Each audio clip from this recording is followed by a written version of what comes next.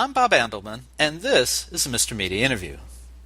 And you can see, hear, and read more than 1,000 of my celebrity interviews at mrmedia.com. That's mrmedia.com. On today's show, I'll welcome back former private investigator turned best-selling novelist Stephen Gore, author of 2 thrilling adventure series, one featuring criminal defense attorney Harlan Donnally, the other private investigator Graham Gage. His latest is the globe-trotting, heroin-smuggling, chemotherapy-laced Gage intrigue of White Ghost. By the way, this is Gore's 5th appearance on Mr. Media, most by any novelist in the show's 10 years. Stick around. The new book could well be the end for Gage, and not for the reason you might think.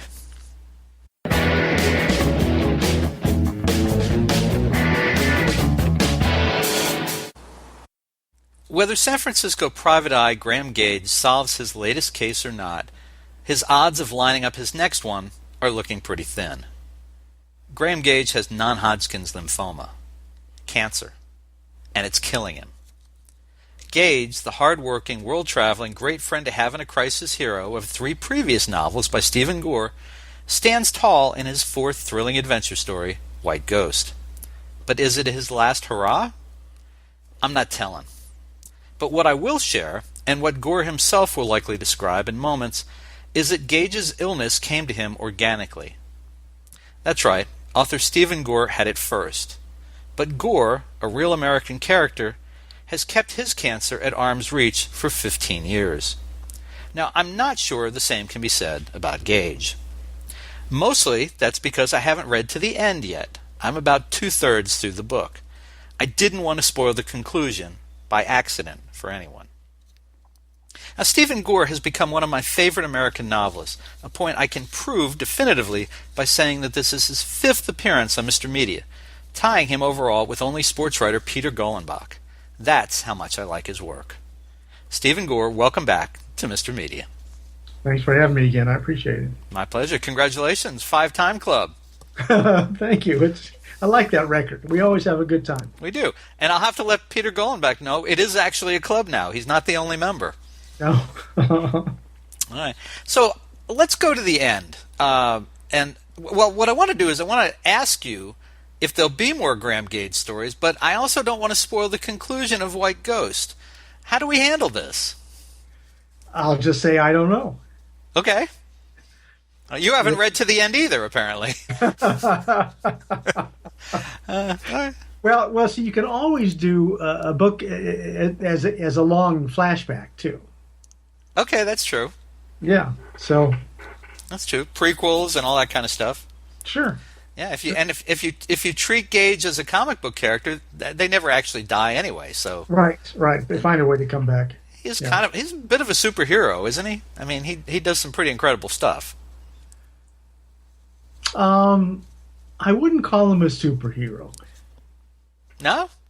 I try to make him realistic enough. Okay.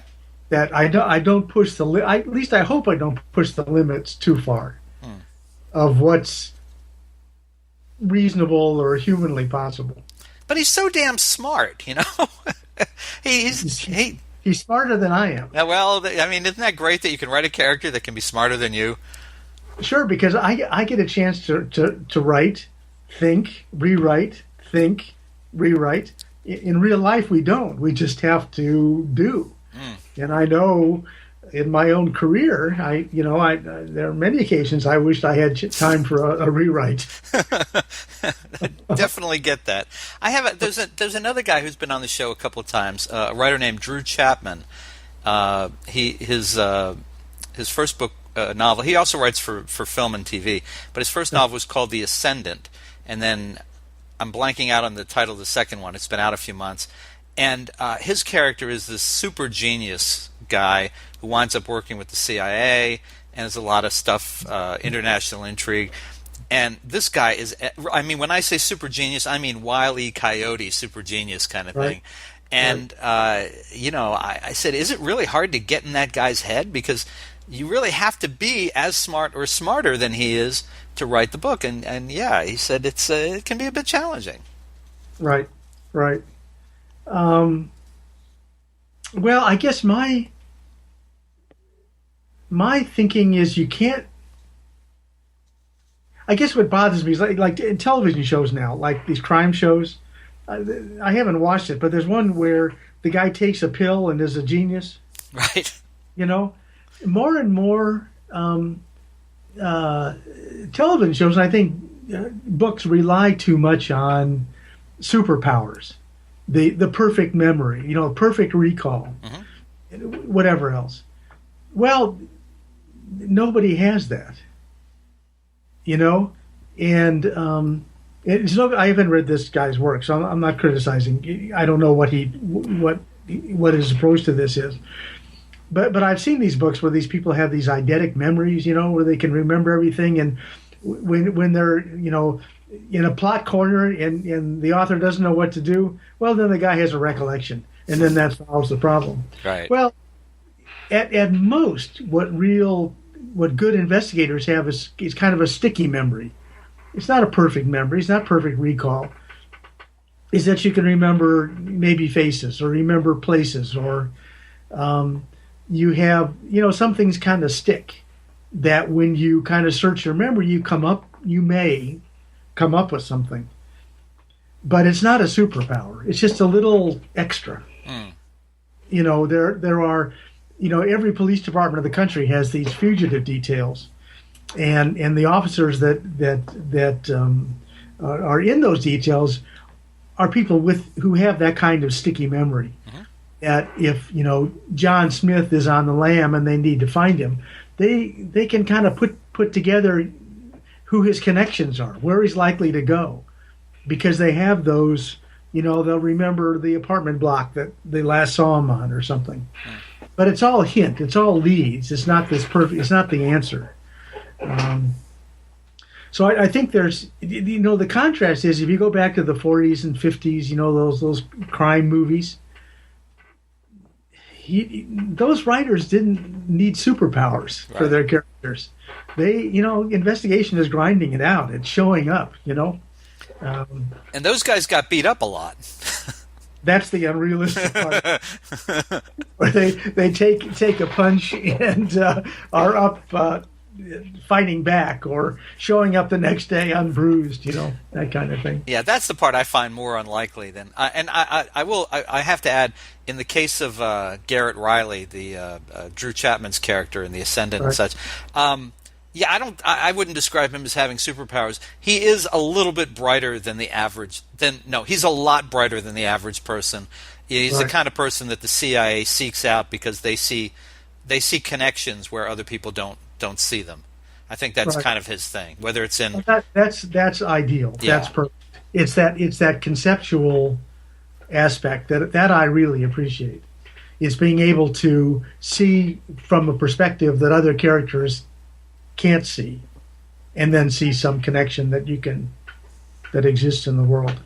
Yeah, it just occurred to me that in fairness to Drew and his character, I needed to clarify that because you would probably enjoy those books, by the way. So I'll take a look, and I'm interested to see what other people are doing. When we get done, I'll share the information with you.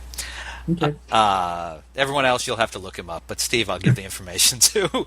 Okay. So as I was getting ready to talk to you today, I was poking around, and I saw a blog post that you have up on Facebook from just a couple weeks ago, and there's a couple sentences of it I'd like to read to you and then talk to you about. And I'm only you wrote it, so you're familiar with it, so I'm reading it more for the audience just to know what I'm referring to.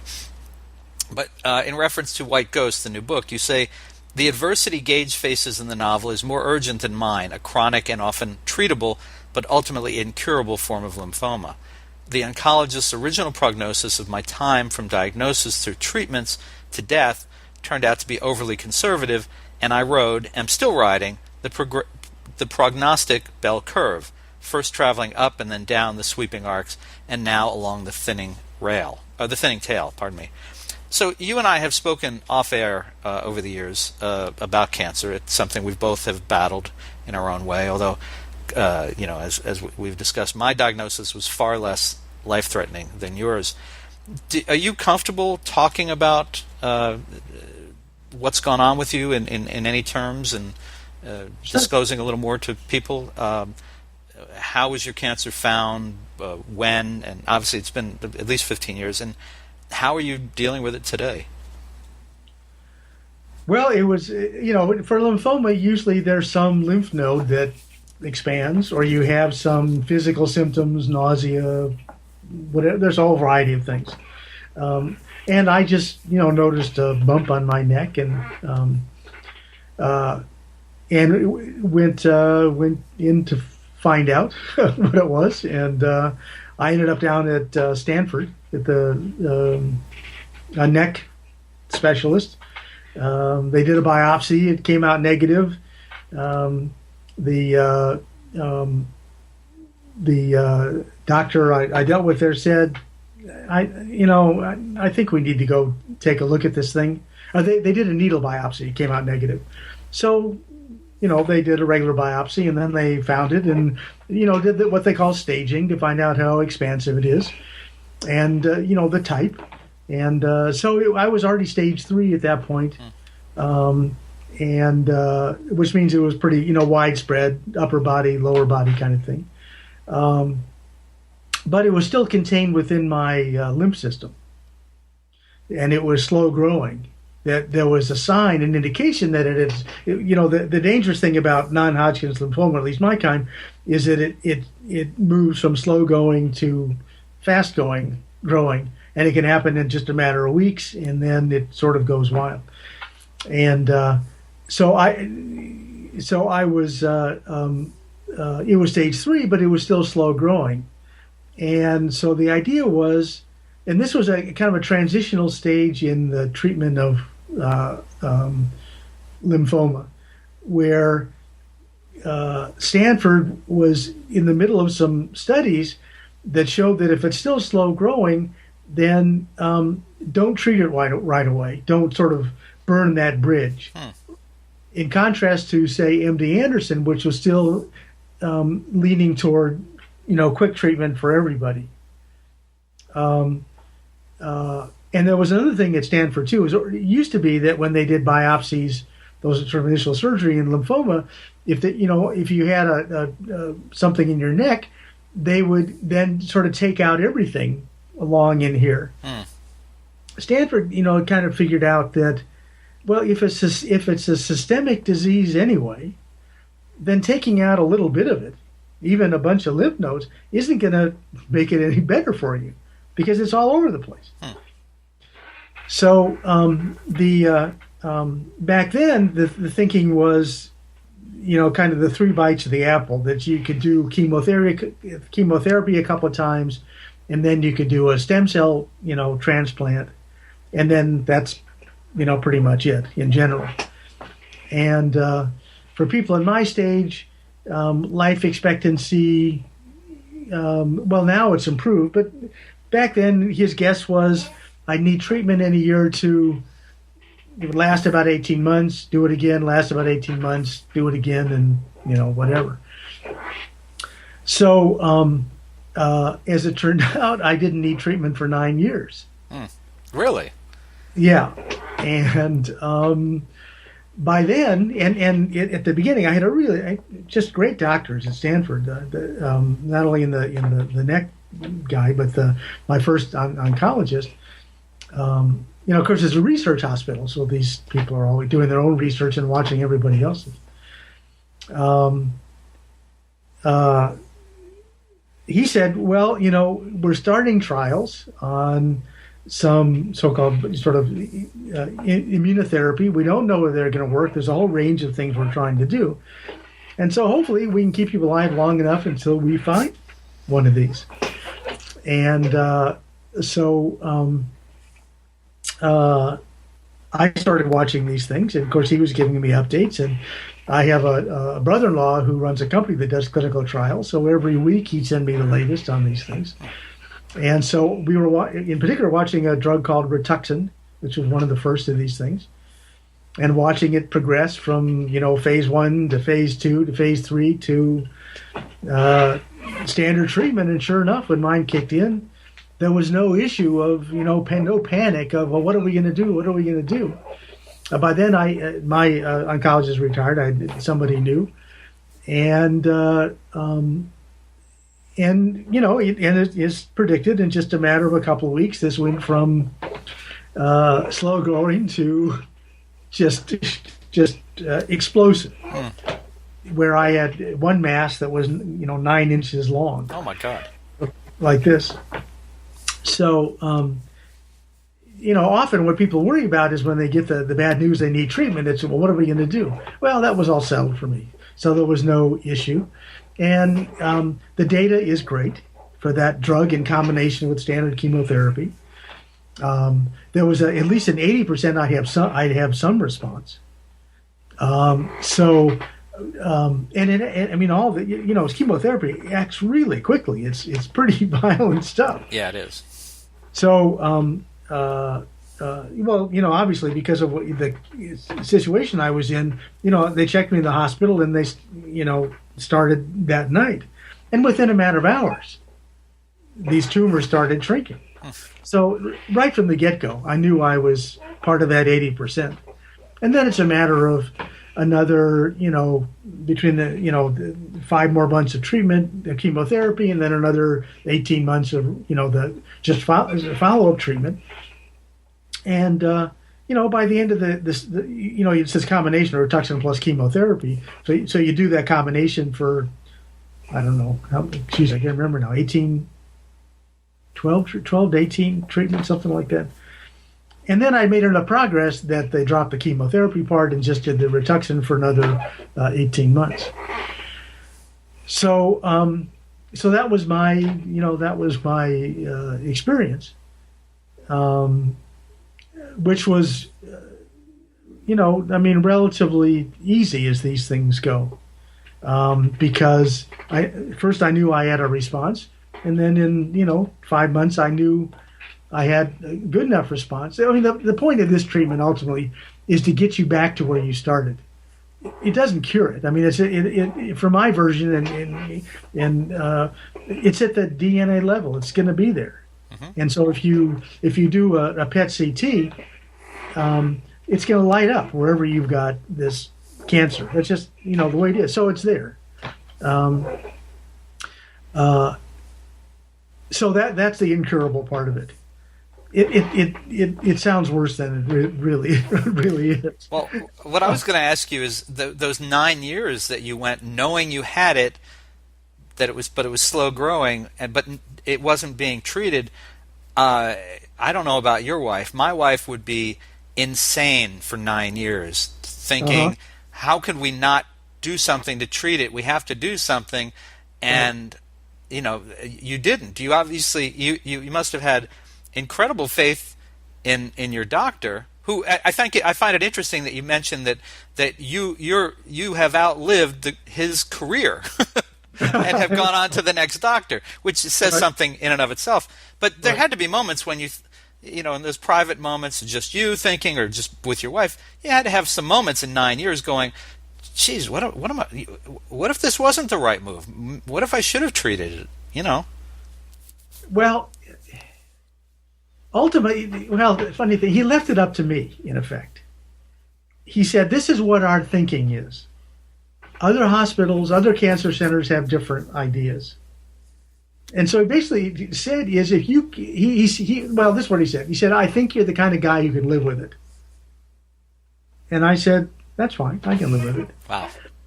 And, you're not kind of left out on your own, because I was going in every 3 months for, scans and blood tests. Mm-hmm. And then over time that got extended to 6 months. And if things looked like they were growing, it cut it back to 3 months. And so the monitoring was going on. As it turned out, I just got caught by surprise. I felt a little bump forming, but then, this kind of cancer sort of waxes and wanes. And so then it shrunk a little bit. So I said, well, this is just like last time. Don't worry about it. And then I got some sort of Gage-like pains that are reflected in the book, and the sort of nauseous feeling, whatever else. And I, called down to Stanford and said, I think I'm in big trouble. Wow. And then I came down, and then I was in the hospital that night. And I got to ask, the bump on your neck that clued you in that something was wrong, did it shrink, or was that removed? It shrunk on its own. Wow, that's amazing. Yeah. That's really amazing. Okay. It's your body has the ability to fight back sometimes, not always. And so, all right. No, please go ahead. Well, so the median life expectancy now for my version is up to 9 to 10 years, and I'm I'm a long way beyond that at this point. And treatments are better. So, the next treatment comes through. I know I'll have an 80% chance for some response, and we'll see.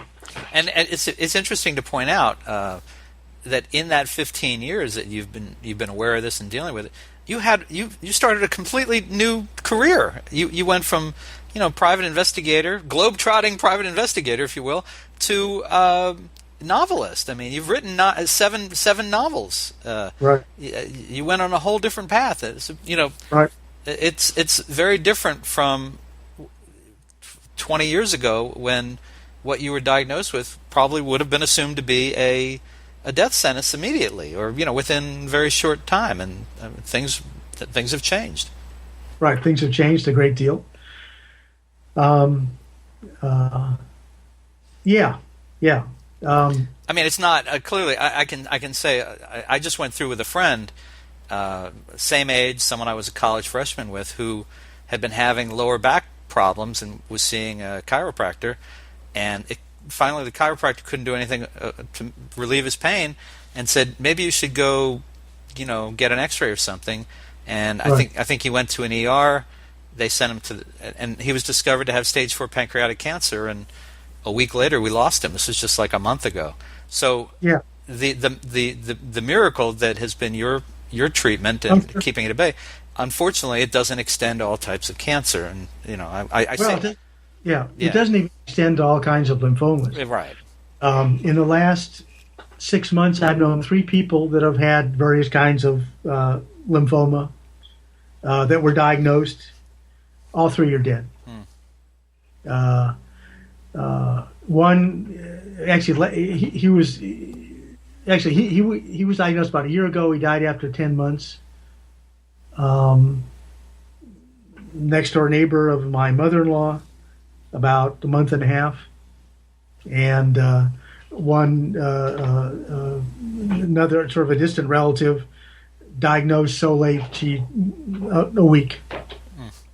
So I'm constantly aware of how many bullets I've dodged. Absolutely. You count your blessings every day, and I'm sure your wife looks at you going, "Phew, I'm glad he's still here." Maybe not every day, okay, granted. Marriage is still marriage. And one more question about this.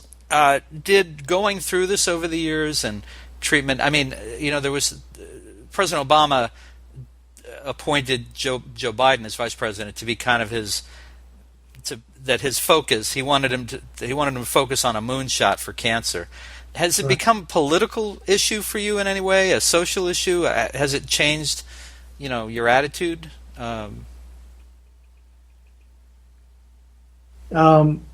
Actually, I think you froze up. Okay. Does it change my attitude? Well, I didn't really think about it that much before, at least in any depth. I think it's less of a change of attitude and more of a realization, and that's part of the point of the book, is that there is in cancer writing has become kind of a genre in itself, where there's a lot of hysteria, epiphanies.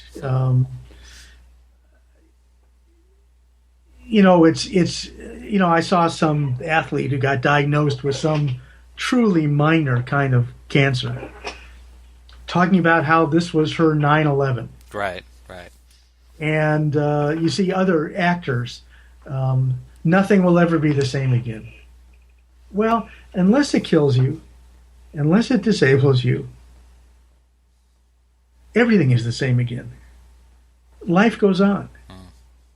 And, that's why part of the reason I put off including this in any book I wrote is that you look at the books, the memoirs on cancer, the even fiction on cancer, essays on cancer. They're all written, by people within a year of their diagnosis, when they're still rookies. Yeah. Mm-hmm. It's in baseball maybe there are a few rookies that achieve greatness, but in fiction there isn't, and in writing there isn't. And so there's in these books there's all this sort of hysterical stuff, all these extremes.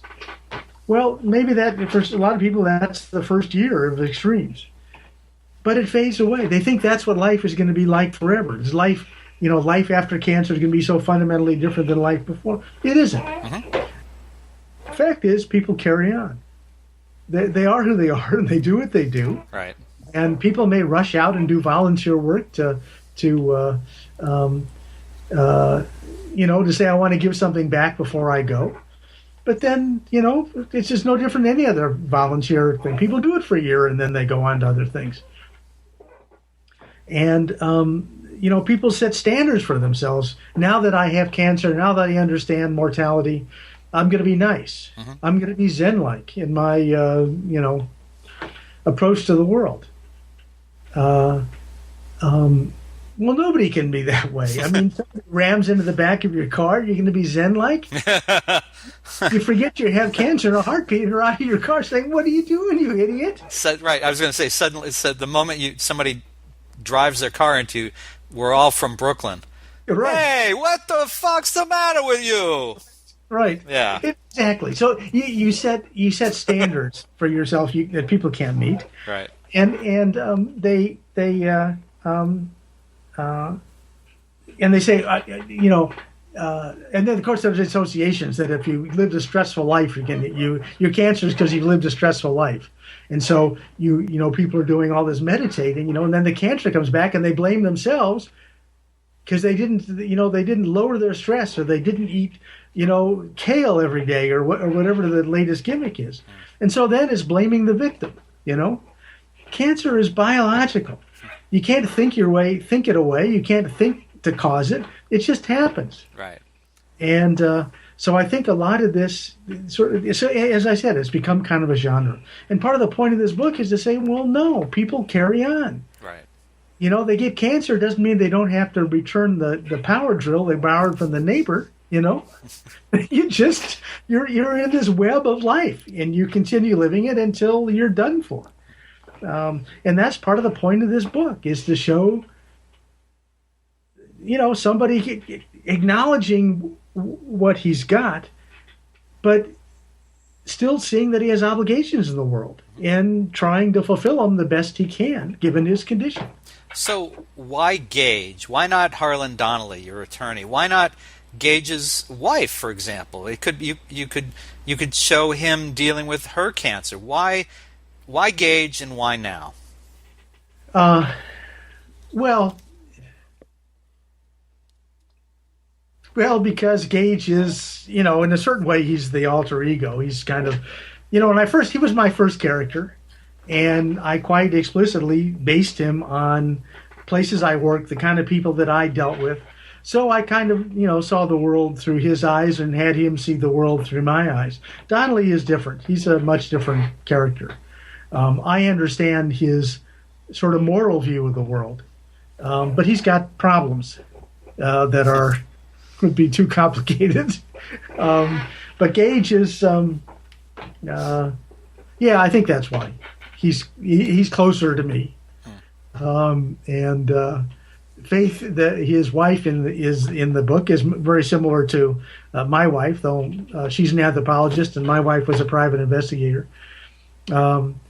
And there is no way I want to imagine my wife having cancer. So that was just, no, I wasn't going to go there. I wondered if that might be the answer. By the way, I got to say, the book, this I can talk about because I've read this far. But Gage goes from San Francisco to Thailand to China, right?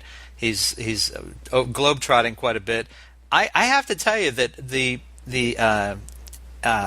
Asian part of the trip, I'd love to see a book with those characters, where you focus on that group, like, bringing together the IMF team, the Chinese IMF team, and because Cobra and all the woman who's in love with Gage from Thailand, it's such a fascinating group of characters. I could see reading a book about just them without Gage. I thought maybe that would be your third series. They're just great. The interplay, back and forth. Not knowing who's a good guy, who's a bad guy at any given time. I thought it was great. I'd love to read it. I'd love to read a story of just those guys doing something else where they interact. Well, that may be a direction to go if I want to put something, place it over there. I've spent a huge amount of time in that part of the world, and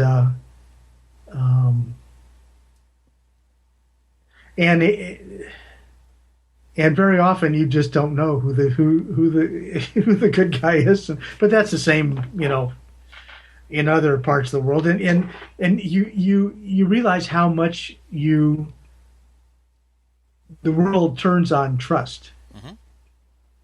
That the Cobra character is based on a real former Taiwanese intelligence agent, who I trusted completely, even though he spent his career doing terrible things. Right. But when we're driving down the street, I had no doubt that if something bad happened, he would put himself between me and whatever it was. Mm-hmm. So he was a good character to write. It's just a great little stable of characters who, I'm at that point where I want more of these guys now. I mean, I'm worried about getting to the end of this book and Graham's story, but I really want to read more about these guys, because I would think that there's all kinds of stuff that a Chinese general and was she a minor wife? Was that how she's described? The minor wife of. Yeah, and right, and Cobra. I mean, I have read the book. I just haven't read to the end. I just think it's just a fascinating how like the general allows himself to be tied up and left behind or put in a situation where you think, who would do that? But he wants the end result, and he trusts Gage. That was interesting. He trusts Gage that, okay, I know you have to do this. And I'm still going to, I'm still working the angles, and it's just fascinating to me. But it's funny. I was thinking about that the other day, because many years ago I was interviewing somebody in one of the local jails, and it was a big jail was a big floor, a city jail, operated by a police department. And there were two isolation cells, and I was interviewing somebody standing in front of one, and next to me there was another isolation, but with a skinhead in it, who was yelling all this racist stuff at one of the jailers. The guy was a ID tech, was a crime scene guy who was just filling in at the jail.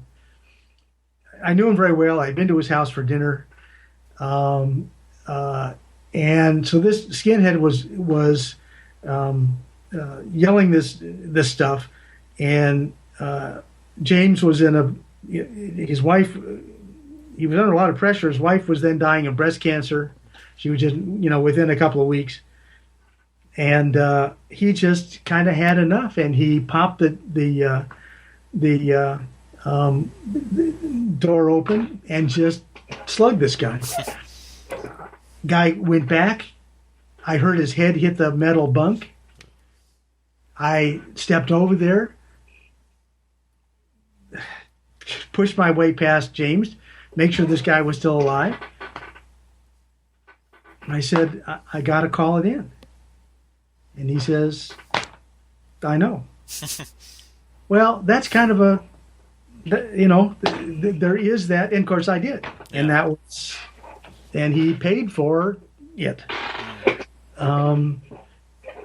There are, we live we seem to be living in a time in this country where there just aren't consequences for things. People are always escaping consequences, political, social, whatever. There are Cobra type people. There are people who, accept consequences. That there are, there used to be expression somebody being a stand-up guy. Mm-hmm. Well, that's it. Even when they do wrong, they stand up and say, yeah. Right. All right. Well, I've just got like one or two more questions for you, and we'll let you get on to whatever you are going to do. Was there anything different in your approach to writing this time around? Was there anything that, the subject matter was clearly more personal and closer to your heart than anything before, I think. And did that affect the way you wrote the book, or how long it took to write the book, or how many times you went back and took another pass? Well, actually, I started writing this thing, did a draft of this book, I don't know, 5 or 6 years ago, and was never happy with it, and I didn't feel comfortable with it, even getting into the subject, publishing it. So then I revise it every 6 months or even less, go through, read it again, rewrite it. So yeah, it's been rewritten, a dozen times or more until I was satisfied with the way it finally sounded. Mm-hmm. And I changed the beginning a number of different times, changed the ending a little bit. Until I was satisfied with it, and I figured this would be, so the time was right. Any other serialized fiction authors you can think of who have put their characters through such misery?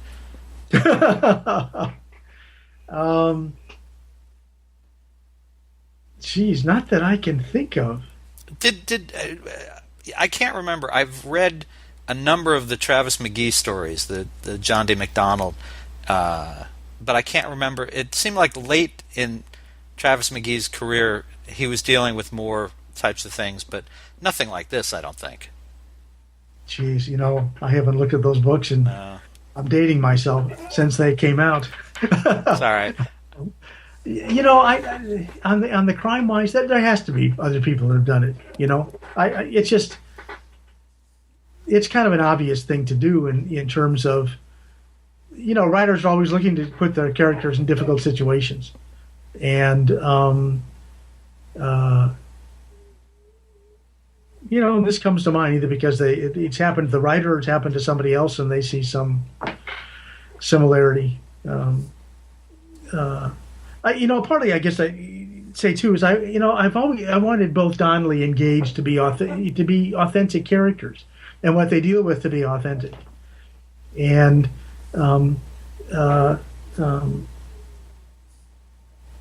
Gage, takes on other people's problems, and Donnally does too, but he brings his own problems to, to these situations. Including his father. Also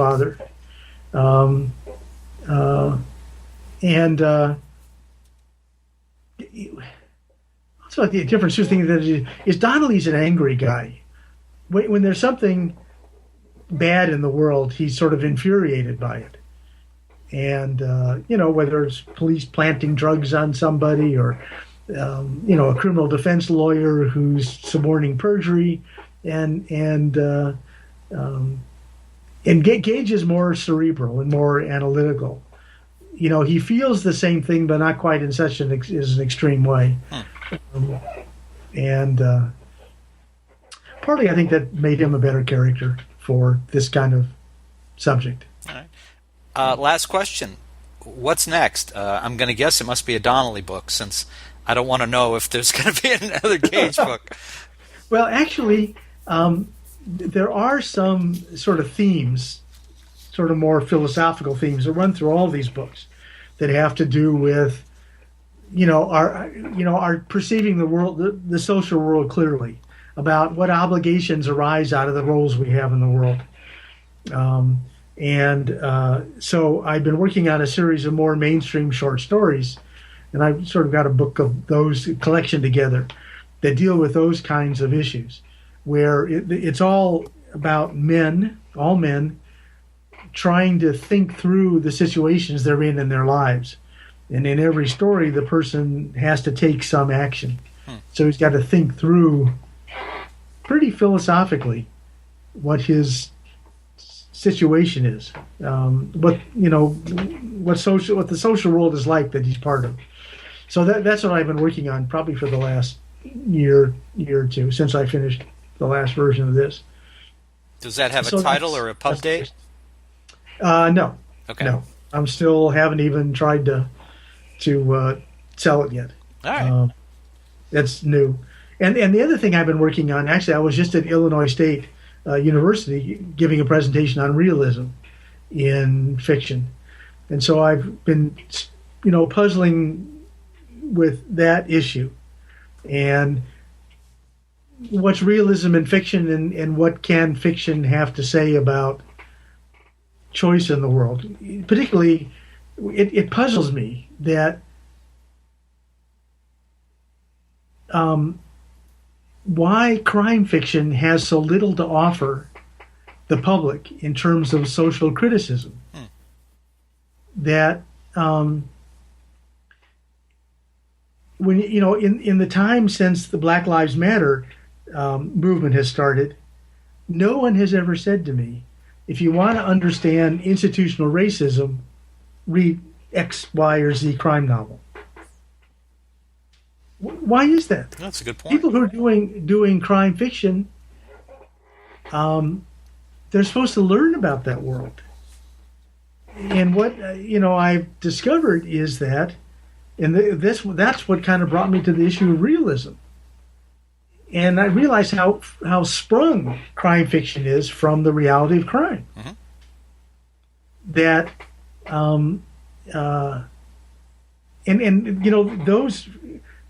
those are my concerns in a couple of the Donnally books, is this business of how come you've got this mass incarceration of young black men. A lot of them arise out of illegal police conduct, planting drugs, illegal searches. I mean, look at the Donnally books, you'll see that stuff. I called up a very well-known reviewer of crime fiction, asked him that question. Tell me who should I read to see if anybody else is doing this? And he just laughed. And he says, nobody reads crime fiction to learn anything about real crime. It's simply a genre of escape. Well, historically, that's true, I guess, yeah. And that bothers me. So I think it's worth thinking about. And so I'm going to do more in that. I had a very good reception at Illinois State. The audience was a mix of people from the philosophy department and the English department. And the conversation was really interesting. So I think this issue may resonate with people. Well, folks, listen, you can find all of writer Stephen Gore's Harlan Donnally and Graham Gage novels, including his latest, White Ghost, in great bookstores everywhere, or you can order them right now at a great price at MrMedia.com. Hey, what do you know? This is MrMedia.com. So if you're watching on the site, below the video to the left or the right, you'll see the cover of White Ghost.